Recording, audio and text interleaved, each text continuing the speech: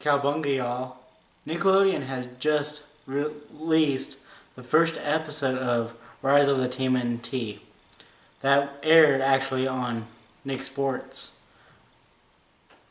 That was supposed to be the premiere, but beforehand, Nickelodeon uploaded the first 4 episodes of Rise of the TMNT on the Nickelodeon channel, so you can watch them if you have the television provided service of Nickelodeon, which I was able to watch the first few episodes that way.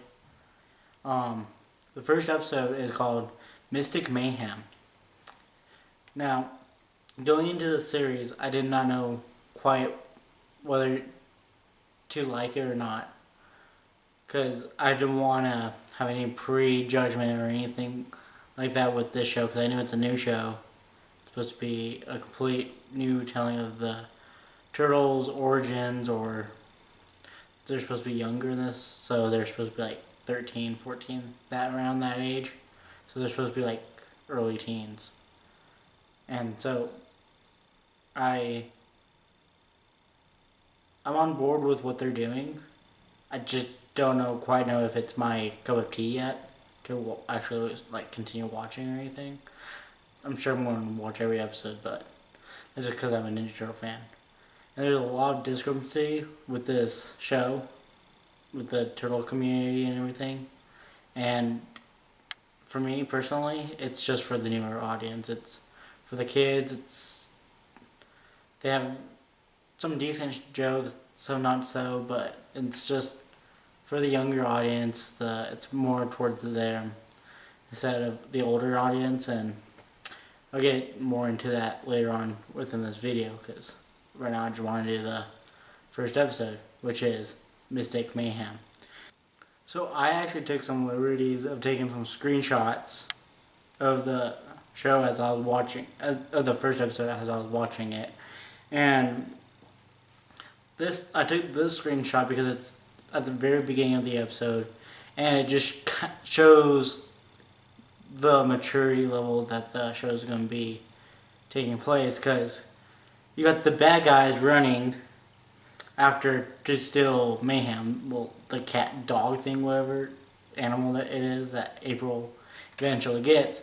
But right here you see the villains chasing after it, and then these these flags get dropped on the ground or whatever, so they have to tiptoe around it, and it's a 30-second thing of just them tiptoeing around it, and just as a gag. So I thought it was funny watching it the first time through. At the same time, I'm it's kind of kiddish, but let's continue. So we actually saw this in the trailer / sneak peek earlier on this week of just the villain of and what looks like to be a crime boss. And so it actually looks interesting. The drawing, it's actually it's really good. I do enjoy the drawing. I like the humans and all that. However, later on, you find out that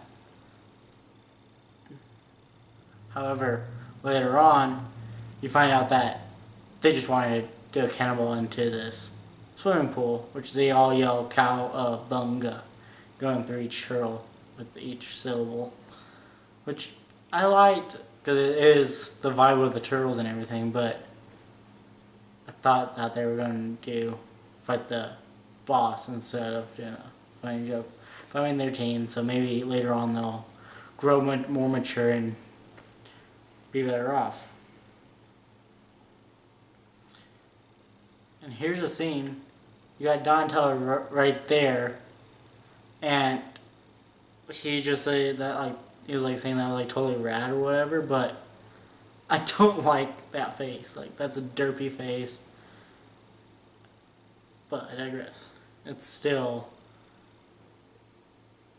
decent.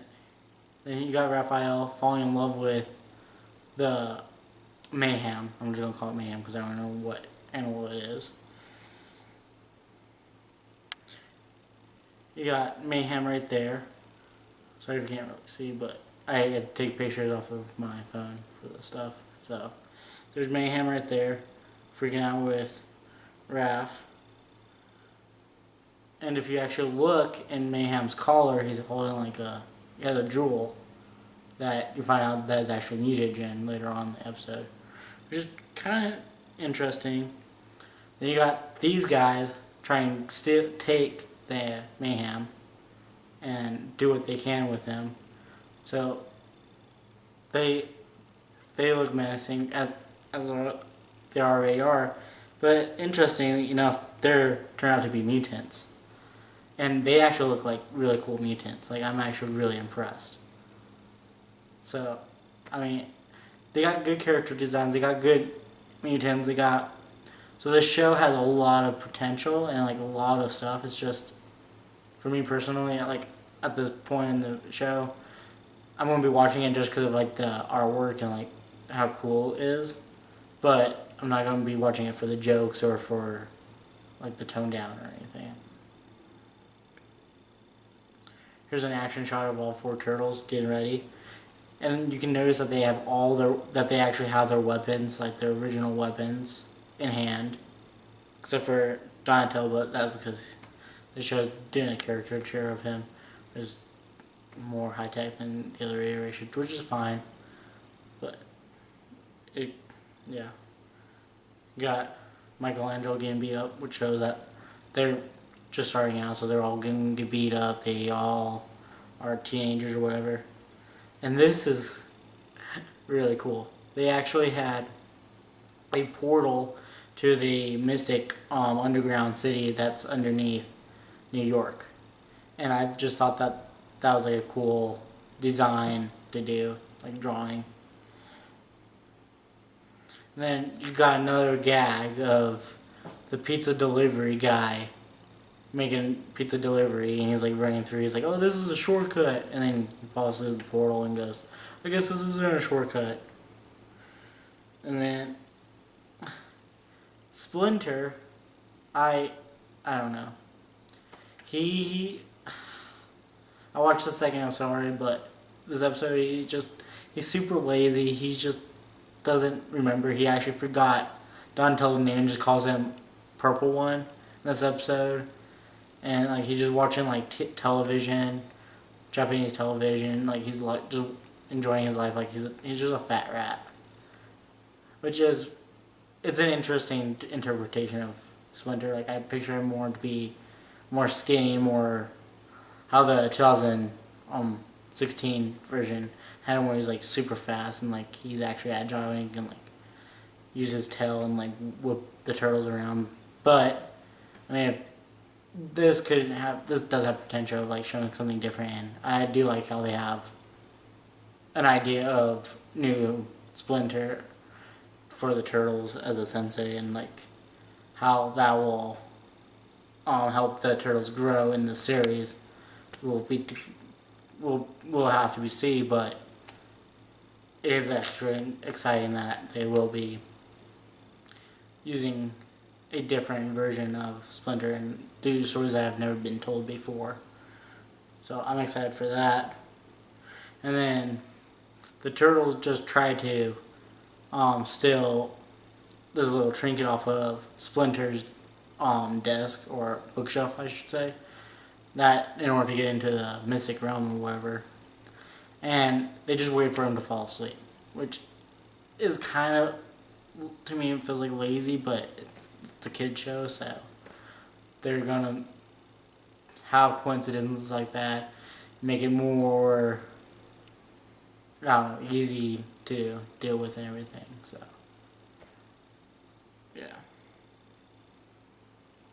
yeah, Ralph out trying to make the plan and everything. Leo has got the trinket because of falling asleep, and then the only one that can open the portal is Michelangelo, because he's the artistic of the group, which is kind of cool. I mean, it's cool that he was able to figure it out, and like it reminds me of the IDW series that's going on right now, where he's smarter and he actually like knows like more of the mystic stuff out of the 4 turtles, and like yeah, he's the goofball of the group, but he is actually very intelligent. He knows how to do stuff that's more artistic, I should say. And then they get into the realm. You got like all these like mutant things around. You got like a floating head. You got like this giant thing walking around. It reminds me a lot of Samurai Jack. Samurai Jack is a great show. So if they have inspiration from Samurai Jack, which I'm kind of assuming because of the artwork and like the creatures that are in it, it has a very potential show for the show. And then April just randomly shows up and wasn't captured. And she actually knows that's the underground of New York and knows her way around. So that was a bit jarring for me, but again, it's a kid's show, so they kind of have to have like loose plots and stuff like that. So, and then you got Baron Drax. I actually really like his character drawing and all that. He looks really good. He is voiced by John Cena, which is probably just because of like how popular John Cena is lately. I don't get it because it's a bandwagon thing, but I mean it's cool that we have a new villain for the Turtles to face up against that is big and bad and all that. And then the two things on his shoulders can actually talk, and they actually have voice actors and everything. They're making jokes and everything, and they actually like say like one of the things is made of pig butts or whatever like that. So that was interesting, and they would like to eat it. And then he actually creates these mosquitoes that fly around, that are mosquitoes or whatever, and they hold a mutagen that they grabbed from Mayhem's thing on its neck and had it circulate into all these mosquitoes. And so the plot is probably to mass produce mutants throughout the whole city of New York. And he starts off with the pizza delivery guy and turns into this anchovy looking mutant that freaks out and he just runs off, and that's the last that we see of him. For now anyway. Like he's probably gonna show up later on. And then you got Baron Drax throws these three things out and turns into a giant monster. And I've noticed like there's a giant monster in every single episode because I watched the second episode and there's this giant paper origami. So like I said, it's really cool. Like they have like really cool action scenes and there's monsters and like new mutants and everything. But it really is for the kids, so they have to have this big boss battle for the kids to like cheer on for the turtles and everything, which is cool for the kids. And then, of course, I really don't like what they're doing with Donatello. Like this image completely shows it because all he is a character of himself. Like if you did not like the 2012 Donatello or the 2014 Donatello movie versions of him, you probably will not like this version because he has the same gadgets. His bow staff is actually its own gadget that has like features and everything, and he's always messing up. He's just more of a caricature of himself. So as he is right now, I don't like what they're doing with him. But later on, I can see him like mastering his actual weapon and not being a caricature of himself. So I'm excited for what they can do with him. But for now, it's for gags and for laughs for the kids. And then you got April, who actually has her own mystic weapon. Oh yeah, she also knew where all the mystic weapons were. So they all grabbed their own mystic weapon with Raphael with the tonfas, Michelangelo with, I forget what it's called, but it's like balls with a stick, with a nunchuck. It's like a half nunchuck, half ball. And then you got Leo with just the single katana or sword blade. And then So it's really, and then Donatello didn't even pick up his. He's just like, oh, I'm too badass to have mystic weapons. I'm just gonna use my scientific one, which plays into a joke later on. But April O'Neil actually grabs one herself, and I do like April. She's actually starting to grow on me, doing that and like having her more representative of her voice actor instead of having like a plain like drawing and then like another voice actor coming along or whatever. Because I think it's actually really cool that they're having her drawn after her more of her voice actor than anything else.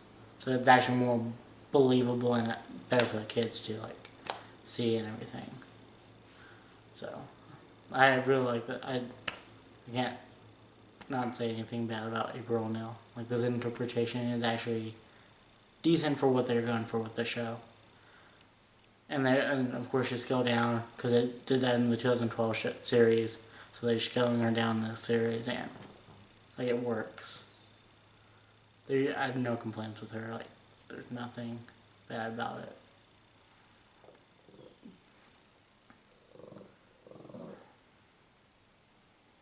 And then you got, here's the joke that I was talking about. You got Leonardo not knowing how to use his weapon, so he cuts a portal that makes him like go through the portal over and over again. And Baron Drax is just like laughing, and it's like this big joke and everything. So it's interesting that none of the turtles know how to use their weapons, and they just mess up with their weapons and just kind of do gag stuff like that. And then Baron Drax just captures them, throws these like ooze things, and like just captures them pretty much. And then they get free. Baron Drax runs off or whatever. And then they get out, and then Raphael, as the leader, goes, "We are mad dogs." And then Leonardo goes, "Can we just do something else like?" And he says another iteration of Teenage Mutant Ninja Turtles, which just shows that later on, Leonardo's probably going to be the leader instead of Ralph. But right now they're having Ralph because he's the oldest and he's like the toughest and all that, which is interesting to go about like having Ralph as the leader. I mean, clear back in the first movie, the '90s movie, you got that song. I forgot what band it was, but they actually say that Raphael is the leader. So, I mean, technically they're right now because he's the leader of the show. But yeah, that's how it ends. They just go, "We're mad dogs, should be superheroes," and they get out of the portal thinking they'll be the successful thing, even though they unleash all the mosquitoes and Baron Drax was unscathed and everything. So, and that's it with this first episode. I would, for a kids show, that I'd probably rate it like, it's definitely an 8 out of 10 for the younger audience because it is more geared towards them and everything. And like it's what you would expect for a kids show. And Ninja Turtles is out there as it is, so like mutants and all that. It's very is much so for kids. Now like, and like even if you look back at the 80s cartoon, that was more so for the kids, and they kind of had like gags and stuff like that, which they're kind of bringing back with this and making it more of a like one episode containment thing. Like, and there's some overarching. There could be more overarching themes throughout the series, but with episode 1, that is to be seen. Because episode 2 just has origami foot soldiers, so it's kind of dealing with what has happened in this episode. But yeah, but for me personally, as a turtle fan, I'd rate this episode a 6.57 out of 10. Because it is enough of a show to tie me over. Because I'm a big enough turtle fan for that, and I like the turtles and everything. But it's so different, and I do not know what to quite really say of it yet until like more episodes come out. Because there could be a whole new story, like the whole storyline of the series could really wow me, like the 2012 series did. Because like the first episode, I was like, oh, it's on Nickelodeon. Going to kid it down and everything.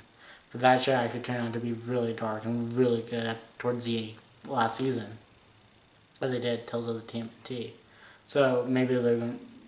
So this show has potential to be on the similar boat as that, but the show is also, the episodes are cut in half, to say, because they're only 12 minutes long instead of the 22 minutes long.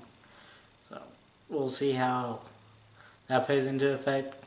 But the second episode is, the episodes are actually very jam-packed and like very fast-paced, which again is probably for more kids, because it's more of a show for the kids to be able to like just watch and just not worry about dialogue or anything, because other iterations had more dialogue and build up for the scenes. This, they just get right into it. They throw one-liners, jokes, and just get fighting and everything. But yeah, that was episode 1. This is my first TMNT review, so as I'm reviewing, I'll get better and better and try my best. But along with that, the first episode will actually start to premiere on September 17th on Nickelodeon, and they'll run each episode each week. No, it's a Monday, so it's a Monday cartoon. So kids get off school, they watch the Ninja Turtles. It's perfect for the kids. More of the characters though. Michelangelo, he is actually, all the characters are growing on me. The show's growing on me because I know it's more for the kids and it's not for my taste, and like it's something I haven't seen yet, never before seen. They're going with completely new plot details and everything to make it more kid based. Michelangelo, I can see, could be like the kid's favorite because he's more the artistic. He brands his own shell. He's just all over the place. He's actually decently funny in the show. I don't like the jokes, but he is pretty funny. Like, they're actually trying with his character, and they're trying to stay true to who he actually is. And so I'm excited to see how he turns out. April O'Neil, like I discussed, she is pretty cool. She has the pet, so that's going to play a part. And it really is really refreshing that they actually are making her more of a voice actor than anything else in the show, from what I can tell anyway. I don't know if that's confirmed or they meant to do that, but yeah, if they're doing it based off of the voice actor, then good job, Nickelodeon. Donatello, like I said, he's a bunch of his 2012 series, no, 2014 movie series, and he's more of a caricature. But I'm not going to talk about the voice actors quite yet. But yeah, his design is really, it's cool that they create his own shell. He has like and everything. It's kind of much for me because I'm used to Donatello being more simple, not so advanced, so fast. I kind of just get into it. And that reminds me, April O'Neil is already friends with the Turtles. So I like to see like the meetup with the Turtles with April O'Neil and like Casey Jones and like everyone. And like the first time like coming out of those sewers, but we could see that later on as flashbacks or whatever. We'll see. But yeah, so Donatello, I had to see more of him and of his character and everything to really say. Splinter, way too lazy for me. But the second episode he gets more agile, so maybe he's just like the Ancient One in the 2003 series where he was like super fat and like lazy or whatever, but he's truly like a martial artist and everything. So maybe this version of Splinter is the Ancient One that's in the 2003 series, which would be really cool if they're modeling him off of that and doing that way. But he just forgets the turtles' names, or he actually forgets the turtles' names. Just kind of bothersome to me, but we'll see. Leonardo is my favorite turtle. They're actually doing a really good job with him. I don't like how he was only using the one sword now with the mystic weapon. But I mean, his character design is really cool. He's a red ear slider. Yeah, like I have to see more of him. And all the other characters. Raphael, he's a brute. He has the tonfas. He actually is. He's the new leader, but it's him like that could be the rivalry between him and Leonardo, and it was actually pretty cool with tonfas. Like it's a new weapon that we haven't really seen in the Turtles universe yet, besides when like other ninjas use it or whatever. But this is really cool that Raphael's using it as his weapon for a while. But I do miss the size, so maybe they'll go back to size and go back to their original weapons. But I can see why they're probably changing it. It's for like more for the kids, like trying to make it the weapon more okay. Because back in the back in the 80s cartoon, they took away Michelangelo's nunchucks and replaced it with a grappling hook, so they could be trying to do a similar thing to where they don't get as bad of like weapons or whatever, and like have parents hating on it or whatever. But I don't know, that's just my assumption with the downgrades of weapons, to be honest. But going off of the weapons though, it does remind me, like this whole series reminds me of the 2003 part because it's my favorite version.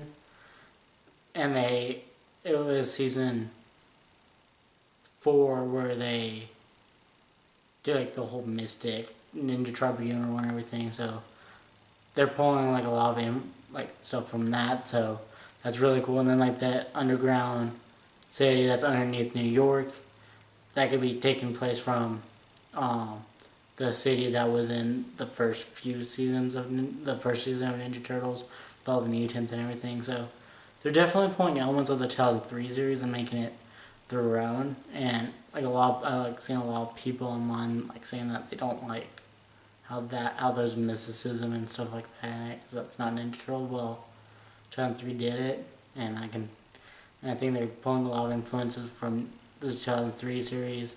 There's influences from the 80s cartoon with like the humor and like the jokes and everything, making it like more where all 4 turtles are more joking and everything. But then you also got like the design influences from like each generation. So that's how it is. Voice actors, I'm really happy with who they picked for the voice actor of Leonardo. They did a really good job with him. He fits, and I can like actually see him becoming like the leader later on and doing what he does best. My favorite voice actor is Brandon Michael Smith, just because my name is Brandon. Just kidding. My favorite voice actor is Brandon Michael Smith playing Michelangelo, and he actually really fits Michelangelo really well. And I'm not just saying that because his name is the same as my name, but besides the middle name, but he actually really fits that role, just like the 2012 series fit Michelangelo role. So this version fits who they're portraying, and he was on Disney Channel for a while. He's a good actor, and now that he's Michelangelo in this series, and he pulls him off pretty well. And then you got Cat Graham, who is voice of April O'Neil. Like I said, they kind of are inspired off of each other.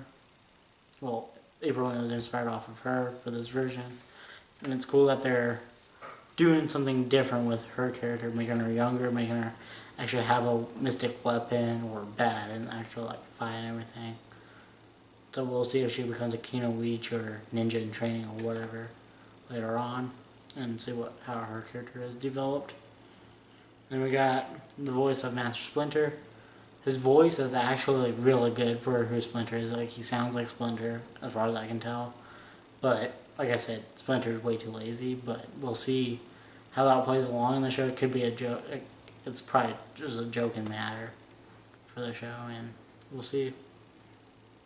Rob Paulsen, he's the voice guy for it, and he's actually the voice of the villains of a villain in the show, and he's doing a phenomenal job. So That's why like all the voice actors in the show I actually agree with, and like because he does a really good job. He's been with the Turtles since the 80 series, so he knows what he's doing. He was Raphael, and then he was Donatello in 2012, so he knows what he's doing. And with him on the show, you know that it's a kid show, but it's still gonna be decently enough to watch for all ages.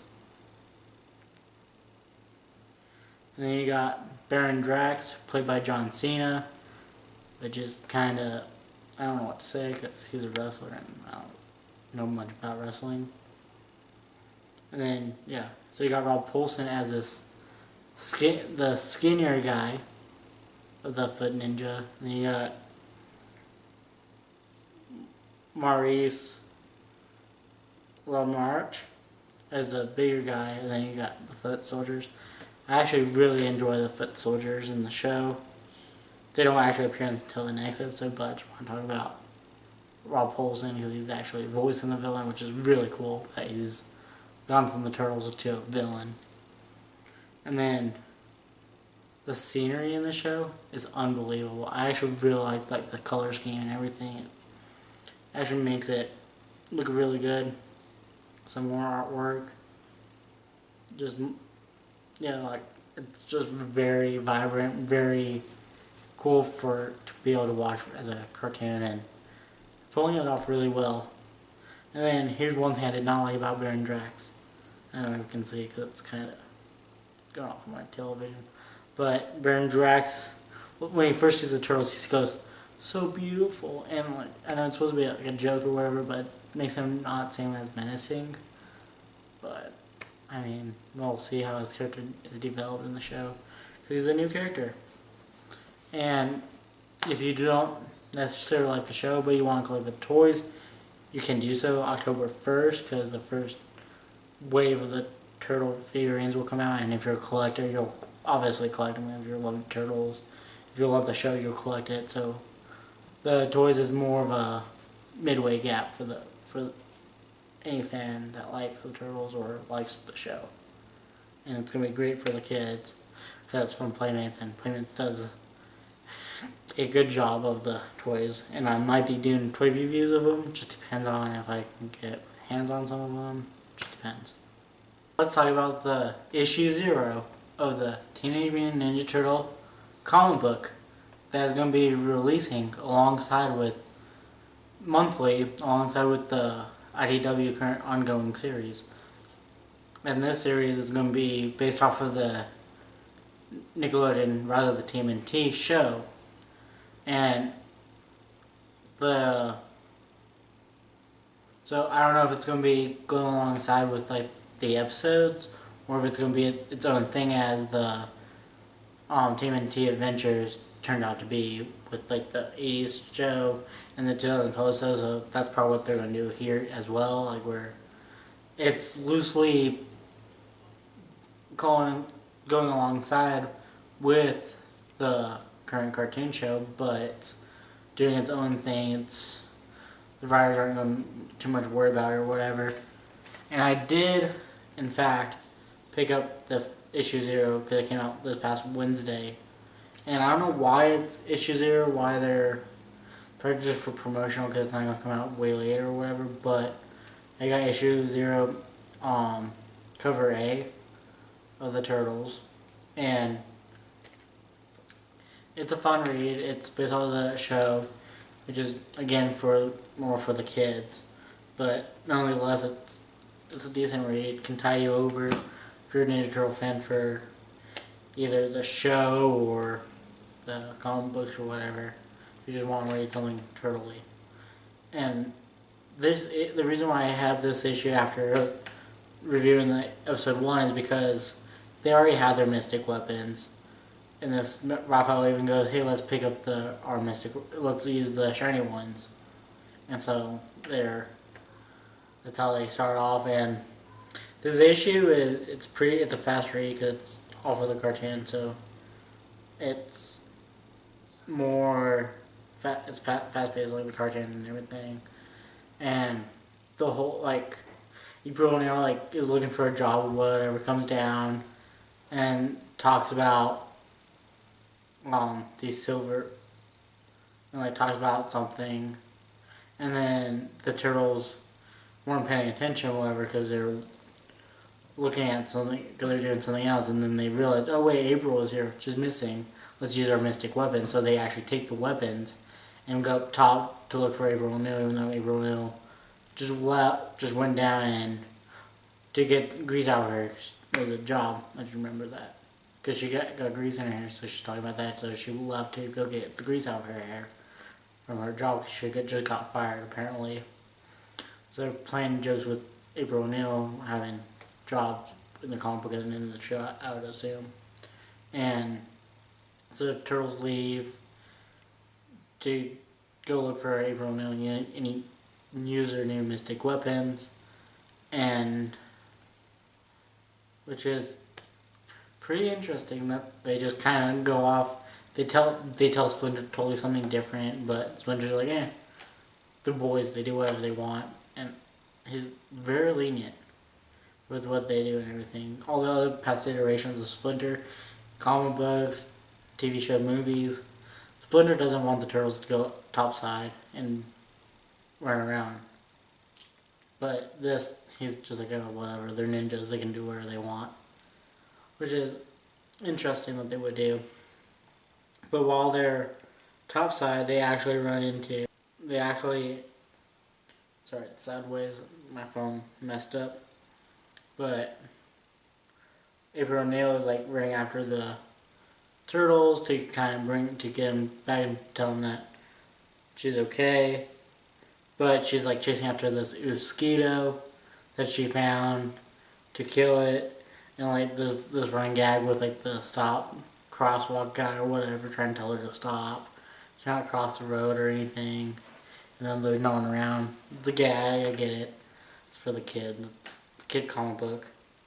And then Leonardo does another portal thing where he like jumps in and does that joke or whatever. And then they fight these silverfish and they defeat them, and then they just like, oh, we won. We found April O'Neil. The silverfish are gone, so we saved the day. And it's because Leonardo opened up a portal and sent the silverfish through it. So they're like, oh, we don't know where the silverfish went, but who cares? We saved the day, right? And they look at each other and like celebrating and everything. And you find out that the silverfish are with the guy with the stop sign as the last panel gag. And then you got the next issue coming out later on. I'm definitely going to keep collecting the comic books of the TV series and probably watch the Rise of the TMNT just because it's Ninja Turtles or whatever. But the comic book of the 2012 series I was going alongside with the show, I did not entice me. Like, I didn't care if I missed it like each week or whatever. Like, I actually had them like piling up on my desk to read and everything, and then I'd read like 5 at a time or 10 at a time because they're really quick reads and like super fast to read through. So that's probably how this series is going to be. So I'd rate. As for the kids, it's great to have them read and all that. So I'd rate it an 8 or a 9 for the kids because Ninja Turtles and it's jokey and like it's great for the kids to learn how to read with the Turtles or with any comic book. That's good for the kids, but for the average Ninja Turtle collector or whatever, it's good issues to collect just because it's Ninja Turtles, but don't be going into it reading thinking that it's going to be top notch as the IDW is, because it's for the kids. So for me as a collector or whatever, I rate collecting it, like the drawing, like the artwork and all that, a 9. But the story wise and like, because it's for the kids and everything for myself, I rated a 7.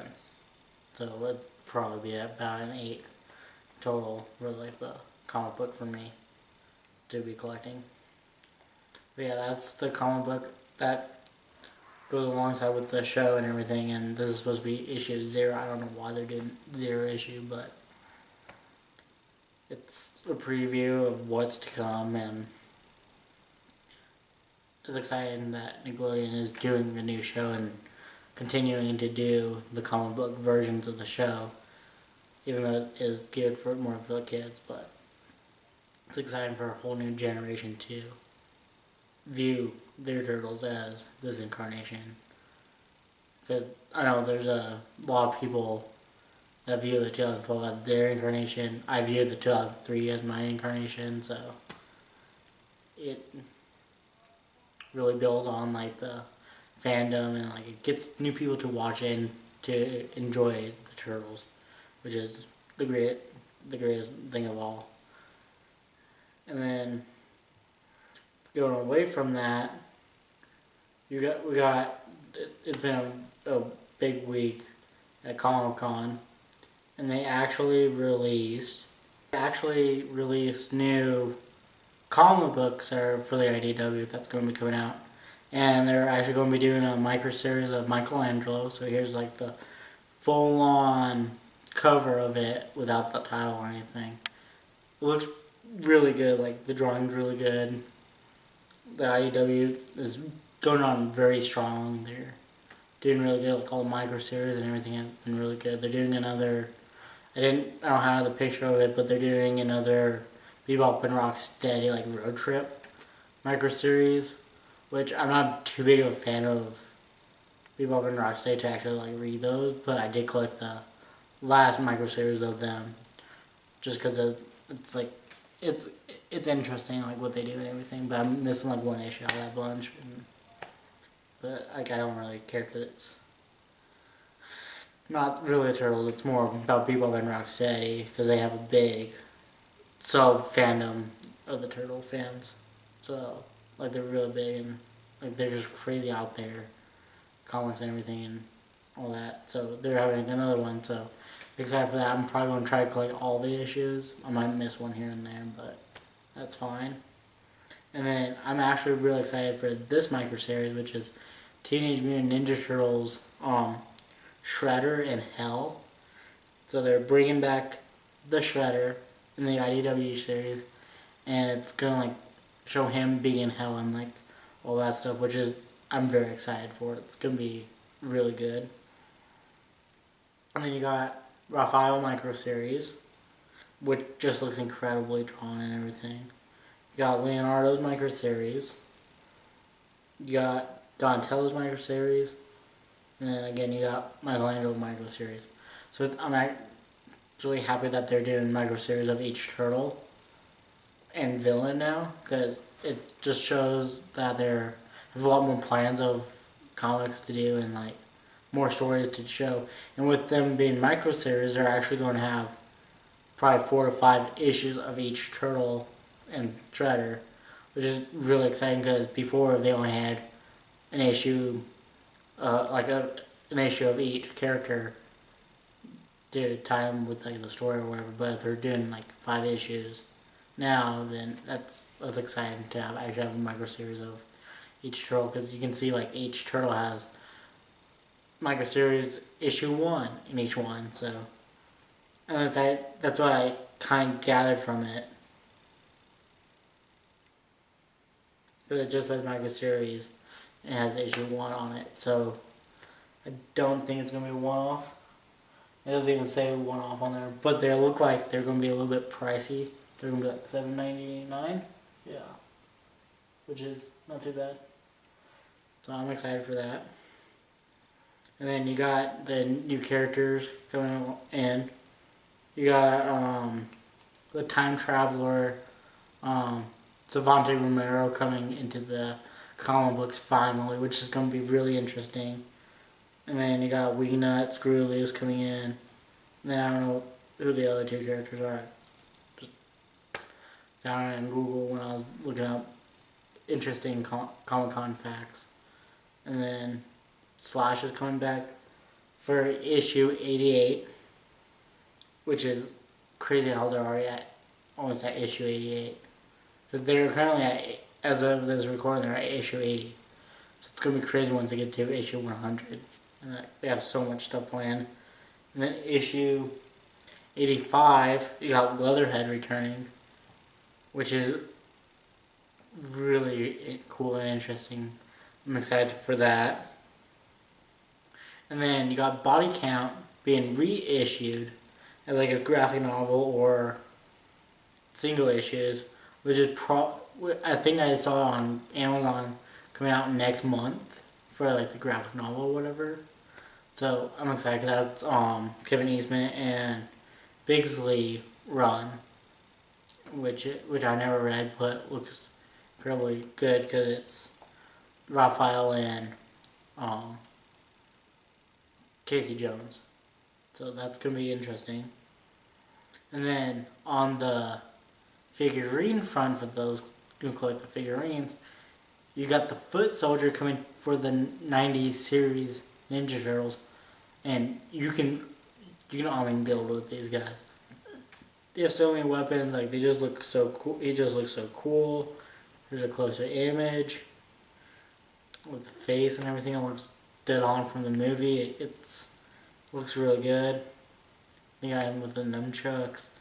I'm excited for that. Like to be able to put him with my Leonardo and have him like stand posing around and everything. And Mondo is continuing with the classic comic book run because they did all four Turtles and then the Mousers, which I will probably do in Donatello here in the future eventually whenever I get down to it because that's the only one I have. But I do plan on getting all four Turtles eventually when I get the money and get the Mouser. But they're going to be releasing Casey Jones, a Foot Soldier, and Shredder from. This is with Mondo, so you're going to be able to pose it around with your classic or whatever. And the Foot Soldier is with NECA, so you can pose it around with your 90s version Turtles. But yeah, Mondo, happy for Shredder, Foot, and Casey Jones. And then they're even having a tiny mutant Shredder with that line. That's incredible. I've been always wanting to have the mutant Shredders as figurines.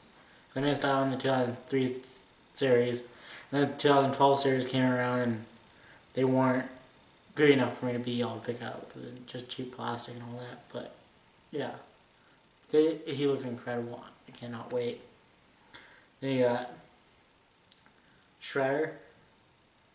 That's crazy to finally have a figure of Shredder from the classic comics. That has not been done before. And NECA going to do it, but I'm happy that Mondo's finally doing it. So hopefully later on NECA gets back into doing this stuff. Because I really want to see NECA do them a good job. The Mondo is doing terrific with it. Then here's the Elite Foot Soldier that is coming from that wave as well. And the Elite looks good. You can only build with him as well. And then you got all four just posing around, which I cannot say enough. And so yeah, they're going to look really cool on your shelf, and I know they're going to look really cool on my shelf because I'm definitely going to collect them, especially these four, and then the Foot Soldier to go with my 90s series, and then do eventually want to get like the 4 Turtles from the movie version as well, and the VHS box set that came out for a Comic-Con exclusive, but that's going to be more expensive, so I have to save up money for that. But yeah, so much Turtle goodness has come out this past weekend, well, 3 days of the Turtles, and it's just incredible. I'm happy that I'm able to do Turtle reviews of the new show now and possibly the comic books and just continue to grow and everything. So if you like it and you want to see more, please leave a like. Comment just in the section below, and please subscribe and let me know how I can improve my videos and what you guys want me to talk about with the Turtle news or anything that's comic book related, really. So until next,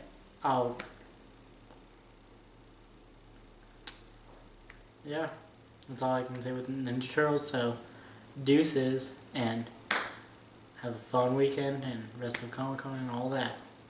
Deuces.